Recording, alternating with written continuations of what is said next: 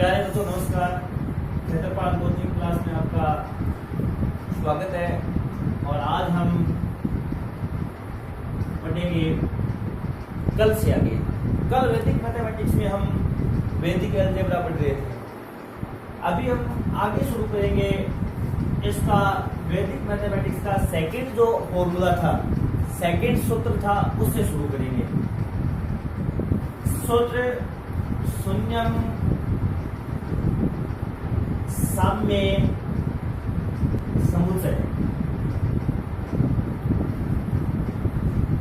प्यारे बच्चों, इसके अंतर्गत स्वामी भारती कृष्ण तीर्थ ने 6 अनुप्रयोग यानी 6 सूत्र दिए थे। सूत्र शून्यम साम्य समुच्चय, इसमें 6 सूत्र दिए थे, जिसमें सबसे पहले मैं पहला करवा रहा हूं, यानी सूत्र का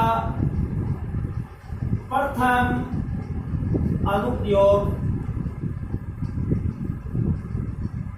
सूत्र का प्रथम अनुप्रयोग ये क्या कहेगा हमें? यदि समीकरण के प्रत्येक पद में, यदि समीकरण के प्रत्येक पद में एक उभयनिष्ठ गुणनखंड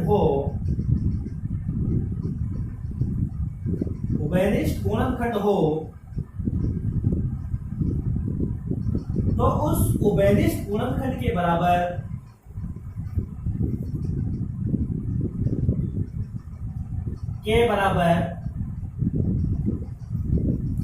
शून्य रखकर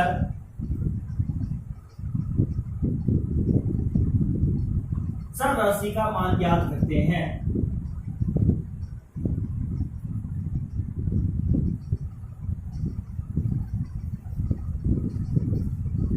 देखिए बच्चों, यदि समीकरण के, ध्यान से देखना, यदि समीकरण के कोई भी आपको एक समीकरण दी मिलेगी, उसके प्रत्येक पद में, समीकरण का जो प्रत्येक पद होगा उसमें एक उभयनिष्ठ गुणनखंड हो, यानी दोनों तरफ कोई न कोई एक कॉमन गुणनखंड आएगा। उभयनिष्ठ का मतलब कॉमन फैक्टर आएगा, कॉमन गुणनखंड आएगा। तो उस गुणनखंड के बराबर शून्य रखकर चर राशि का मान ज्ञात करते हैं। यानी यदि कोई भी इक्वेशन है, उसके दोनों तरफ इक्वेशन के एवरी टर्म में एक कॉमन फैक्टर है, तो आप उस कॉमन फैक्टर के इक्वल 0 पुट करके आप वेरिएबल की वैल्यू फाइंड करेंगे। ये ध्यान रखिए। इसके लिए मैं एक एग्जांपल ले रहा हूं, ध्यान देना। 12x plus 3x equal 4x plus 5x। ये आपका एक इक्वेशन है, ये आपकी एक इक्वेशन है। इसके प्रत्येक पद में क्या बोल रहे हैं अनुप्रयोग? इस समीकरण के प्रत्येक पद में एक उभयनिष्ठ गुणनखंड हो, तो उस उभयनिष्ठ गुणनखंड के बराबर शून्य रखकर चर राशि का मान ज्ञात करते हैं। तो यहां इस समीकरण में देखिए x आ रहा है, x और x। तो प्रत्येक पद में जो x है वो एक उभयनिष्ठ गुणनखंड है। तो यहां लिखेंगे हम, यहां x एक उभयनिष्ठ गुणनखंड है।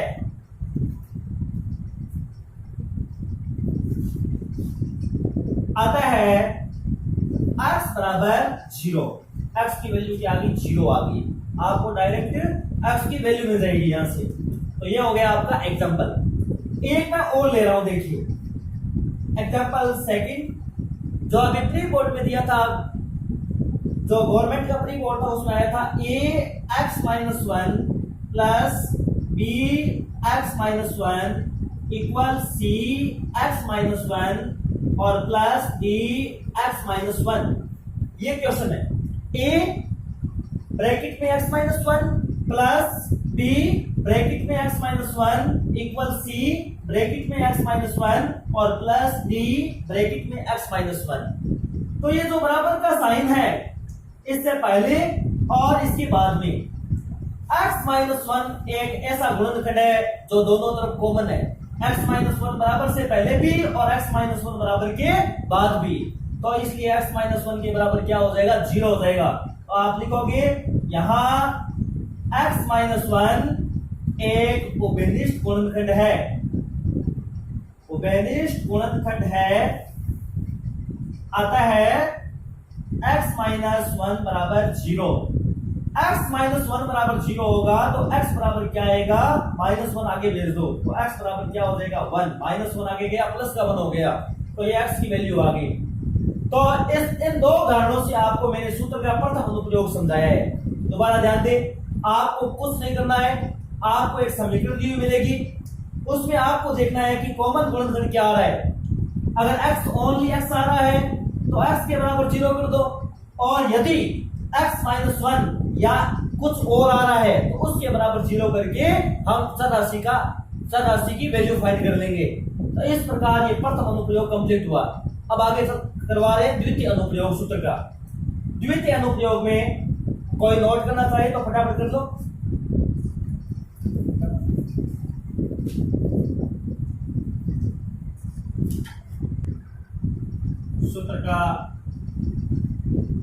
सूत्र का द्वितीय अर्थ एवं अनुप्रयोग। सूत्र का द्वितीय अर्थ एवं अनुप्रयोग। यदि समीकरण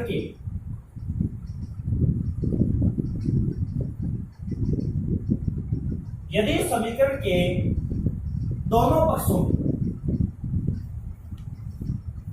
पक्षों में स्वतंत्र पद समान हो, स्वतंत्र पद अर्थात अचर पद समान हो तो चर राशि का मान 0 होता है। हाँ, कोई भी एक घातीय समीकरण होगी, इसके दोनों पक्षों में स्वतंत्र पद यानी कांस्टेंट टर्म इक्वल हो तो आप जो वेरिएबल है उसकी वैल्यू फाइंड कर सकते हैं और वो 0 आएगी हमेशा। इसके लिए मैं एग्जांपल ले रहा हूं। एग्जांपल में आप देखिए ध्यान से, x plus 3 plus 2x plus 5 plus 4 और इक्वल टू x प्लस 6, यह आपका एक एग्जांपल है। इसमें इस तरफ देखो आप, लेफ्ट हैंड साइड में अचर पद 3 अचर पद है, 5 भी अचर है और 4 भी अचर है। इन तीनों का प्लस कर दो, 3 प्लस 5 प्लस 4, ये हो गया 12। तीनों को प्लस किया मैंने, यहाँ प्लस किया बीच में, इसलिए तीनों को प्लस कर दिया, 3 को 5 को और 4 को, तीनों को प्लस करने पर आएगा 12। आगे देखो, RHS में अचर पद, कांस्टेंट टर्म इन LHS और कांस्टेंट टर्म इन RHS। इसमें इस तरफ आप देखो, यहाँ कोई साइन नहीं, मल्टीप्लाई है, 2 को x से करने पर 2x आएगा और 2 को 6 से करने पर आएगा 2 × 6 कितना हो गया, 12। अब देखिए, लेफ्ट हैंड साइड में भी 12 आ रहा है और राइट हैंड साइड में भी 12 आ रहा है, ये दोनों समान है। यही है आपका सूत्र का द्वितीय अर्थ और अनुप्रयोग बोल रहा है कि यदि समीकरण के दोनों पक्षों में स्वतंत्र पद समान हो तो चर राशि का मान 0 होता है, स्वतंत्र पद समान होने पर। तो देखिए बच्चों, स्वतंत्र पद समान है, 12 और 12 दोनों तरफ समान है, इसलिए चर राशि का मान क्या हो जाएगा, 0। तो दोनों पक्षों में, अब आप यहां लिख दोगे, दोनों पक्षों में स्वतंत्र पद समान है, स्वतंत्र पद समान है, अतः x बराबर 0, ये आ गई x की वैल्यू। ये सूत्र का हमारा द्वितीय अनुप्रयोग है, अर्थात द्वितीय अर्थ है सूत्र का। तो इस प्रकार आपको ये क्वेश्चन करना है। मैं बता रहा हूं अगला सूत्र का तृतीय अर्थ और अनुप्रयोग। सूत्र का तृतीय अर्थ और अनुप्रयोग। तो देखिए सूत्र का तृतीय अर्थ नंबर 3, सूत्र का तृतीय अर्थ एवं अनुप्रयोग। हाँ, ध्यान से देखिए, यदि समीकरण में दो भिन्नों के अंश परस्पर समान हो, यदि समीकरण में दो भिन्नों के अंश परस्पर समान हो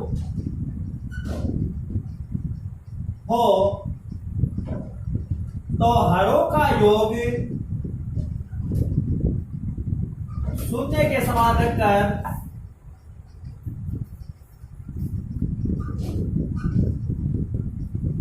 चर राशि का मान ज्ञात करते हैं।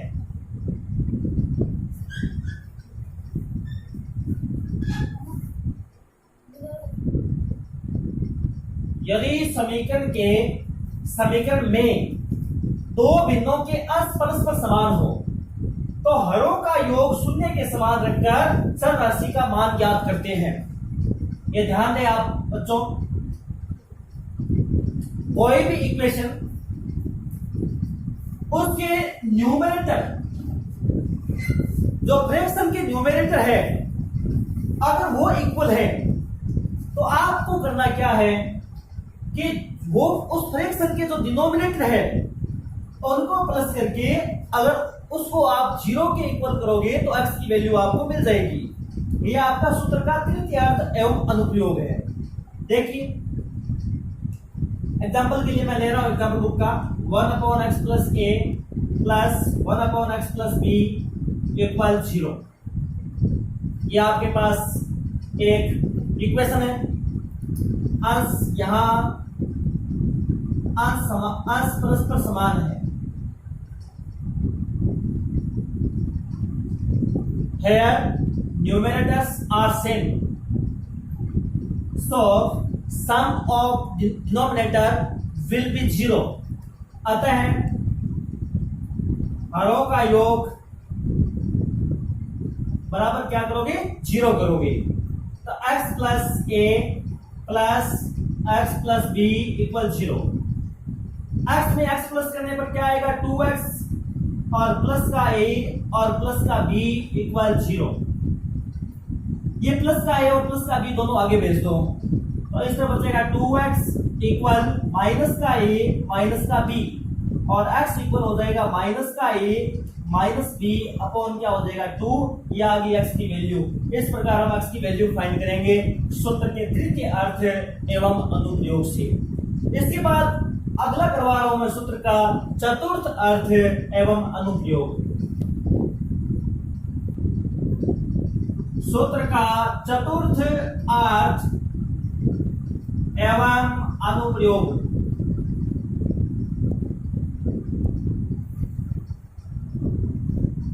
सूत्र का चतुर्थ अर्थ हमें बताएगा कि यदि समीकरण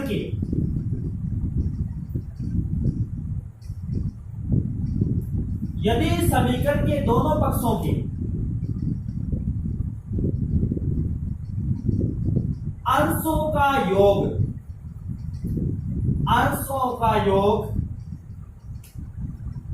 दोनों पक्षों के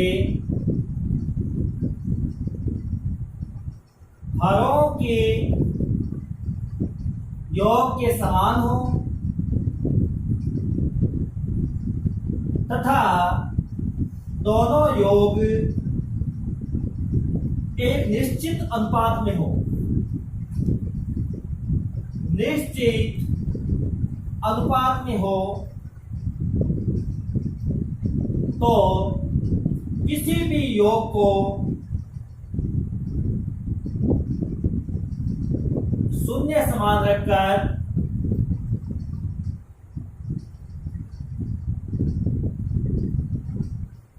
चर राशि का मान ज्ञात करते हैं।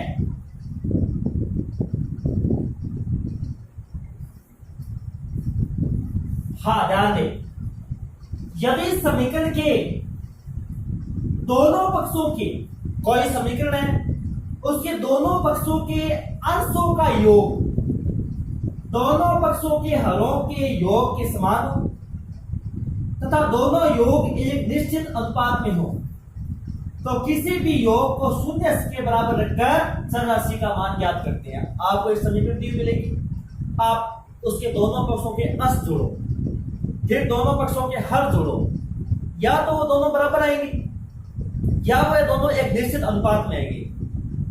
तो अब आप दोनों बराबर आए या निश्चित अनुपात में आए तो किसी भी एक योग को आप शून्य के बराबर रख दो, चर राशि की वैल्यू आपको मिल जाएगी।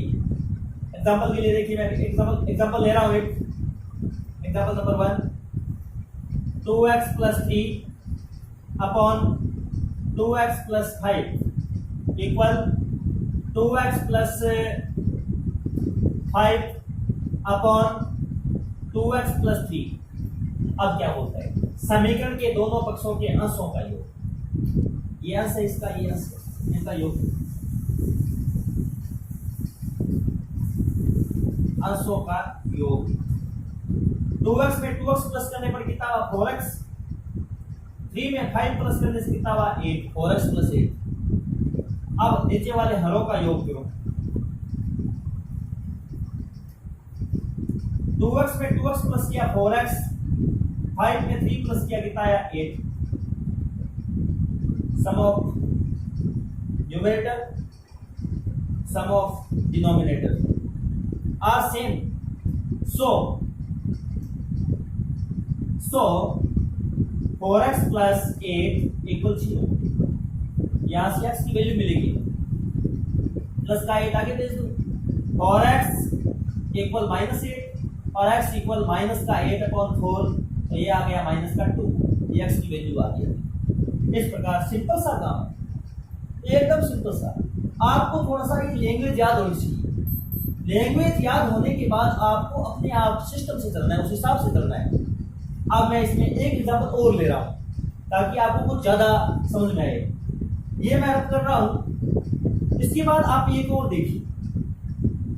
एग्जांपल सेकंड इसका, एग्जांपल सेकंड में 3x + 4 upon 6x + 7 equal x + 1 upon 2x + 3। Same वही, इनका योग कीजिए अंशों का, सम ऑफ न्यूमरेटर्स 3x में x प्लस कर दो, 4x, 4 में 1 प्लस कर दो 5। अब हरों का योग कीजिए, 6x और 2x कितना हो गया 8x, और 7 में 3 प्लस करने पर कितना है आपके 10। इसमें बच्चों कॉमन आ रहा है, कॉमन आ रहा है इसमें 2 कॉमन लेते ही अंदर आएगा 4x और प्लस क्या आ जाएगा 5। ये देखो 4x + 5, यह भी 4x + 5, अंदर वाले सेम आ रहे हैं, यानी इनका रेशियो बराबर आ रहा है। यहाँ 1 मान सकते हैं, यहाँ 1 लगा सकता हूँ आगे, यहाँ तो 1 के मल्टीप्लाई में ये आ रहा है, यहाँ 2 के मल्टीप्लाई में ये आ रहा है 4x + 5, लेकिन दोनों में 4x + 5 सेम है। तो यहाँ ये बात हो रही है, देखो निश्चित अनुपात में 1:2 में है, 1:2 में। तो यहाँ पर सम ऑफ डिनोमिनेटर और सम ऑफ न्यूमरेटर दोनों एक निश्चित अनुपात में है, तो दोनों योग एक निश्चित अनुपात में है।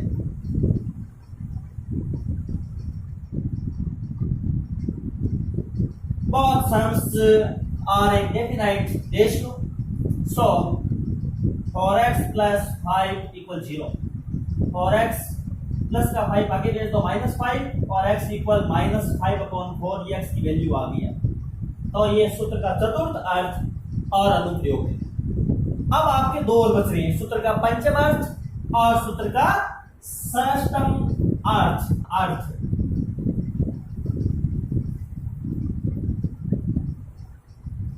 सूत्र का पंचम अर्थ, यदि समीकरण के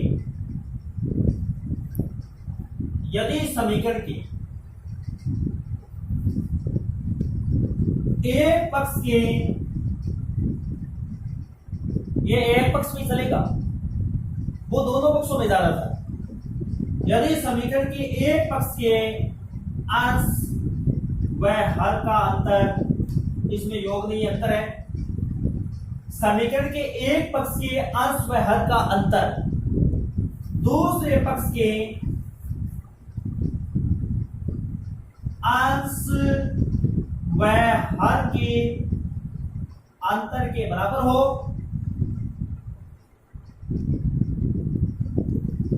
अथवा दोनों अंतर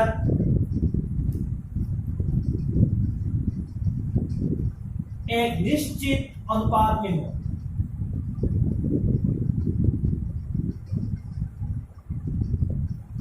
तो किसी भी अंतर को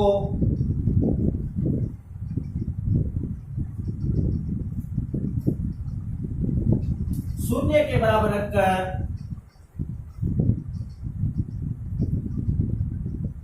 चर राशि का मान ज्ञात करते हैं।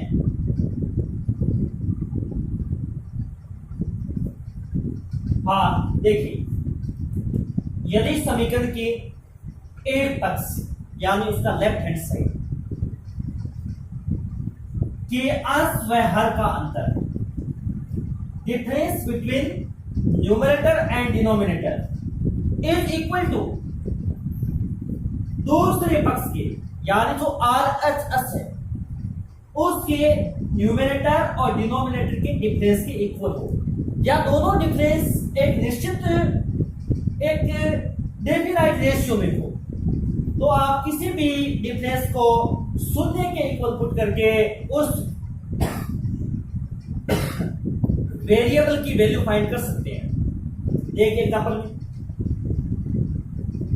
जिसका एग्जांपल ले रहा हूं मैं, 3x + 4 upon 2x + 1 equal x - 8 upon 2x - 5। देख LHS में अंश व हर का अंतर, difference between numerator and denominator in LHS। 3x अंतर करना है इसलिए माइनस करेंगे, 3x + 4 माइनस 2x + 1, 3x + 4 और माइनस 2x + 1, 3x + 4 ये माइनस कर रहे हैं यहां से, तो ये ब्रैकेट खोलो, माइनस का 2x माइनस का 1, 3x में से 2x माइनस किया कितना बचेगा 1x, और 4 में से 1 माइनस करेंगे क्या बचेगा 3, प्लस का 3, ये आ गया x + 3। इसी प्रकार RHS में अंश व हर का अंतर, तो यहां ये बड़ा 2x बड़ा है इसलिए इसको पहले लिखो 2x - 5, फिर माइनस में आप लिखो x - 8, 2x - 5 ये ब्रैकेट खोल दो, माइनस का x माइनस माइनस क्या हो जाएगा प्लस और 8, 2x में से x माइनस करेंगे क्या बचेगा x बचेगा, और प्लस का 8 है और माइनस का 5 है, 8 में से 5 माइनस करेंगे क्या बचेगा प्लस का 3 बचेगा। तो ये भी आ रहा है x + 3 और ये भी आ रहा है x + 3, दोनों डिफरेंस बराबर आ रहे हैं, तो किसी भी एक डिफरेंस को शून्य के बराबर कर दो। पता है क्या कर रहा हूं, x + 3 = 0, x = -3, ये आ गई x की वैल्यू। तो इस प्रकार आप x की वैल्यू फाइंड कर सकते हो सूत्र के पंचम अर्थ से।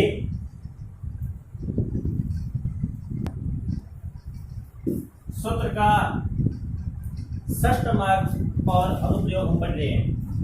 लास्ट सूत्र का छठा अनुप्रयोग, षष्ठम अनुप्रयोग एवं अर्थ। इसमें क्या होगा, इसमें समीकरण के प्रत्येक पद में यानी LHS में 2 पद होंगे और RHS में भी 2 पद होंगे। यदि समीकरण के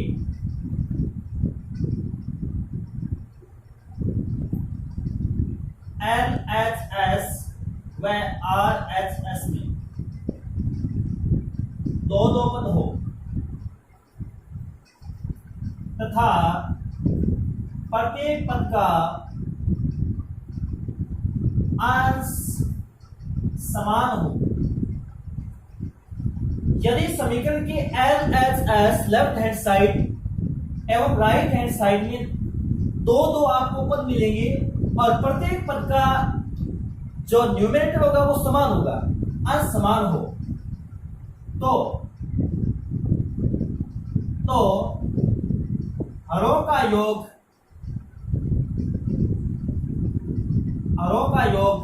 अगर आप हरों का योग आरएचएस में एवं एलएचएस में बराबर हो तो किसी भी योग को शून्य के बराबर रखकर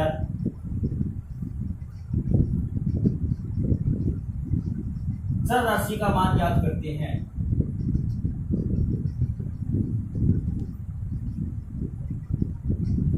हाँ, ध्यान दें, यदि समीकरण के लेफ्ट हैंड साइड व राइट हैंड साइड में दो दो पद हो, यानी राइट हैंड साइड में भी दो पद होंगे और लेफ्ट हैंड साइड में भी दो पद होंगे और प्रत्येक पद का अंश समान है तथा हरों का योग आरएचएस में और एलएचएस में बराबर हो, तो किसी भी योग को शून्य के बराबर रखकर चर राशि का मान ज्ञात करते हैं।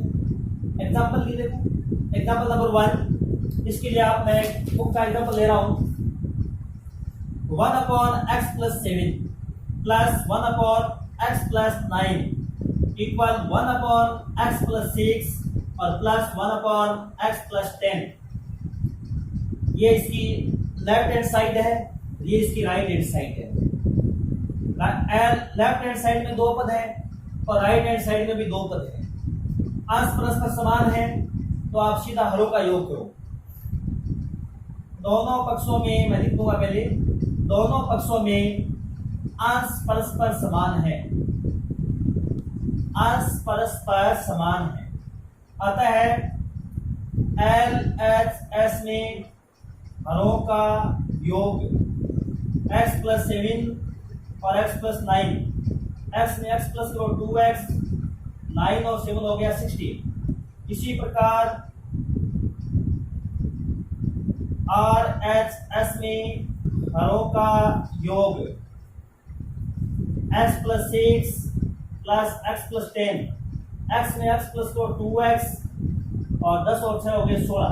2x+16 और 2x+16 दोनों सेम आ रहे हैं, अतः किसी भी एक के बराबर 0 कर दो। 2x+16 बराबर 0, 2x बराबर -16 और x बराबर -16/2, तो यह आ गया x की वैल्यू -8। तो आज वाले वीडियो में सिर्फ इतना ही। थैंक्स, धन्यवाद।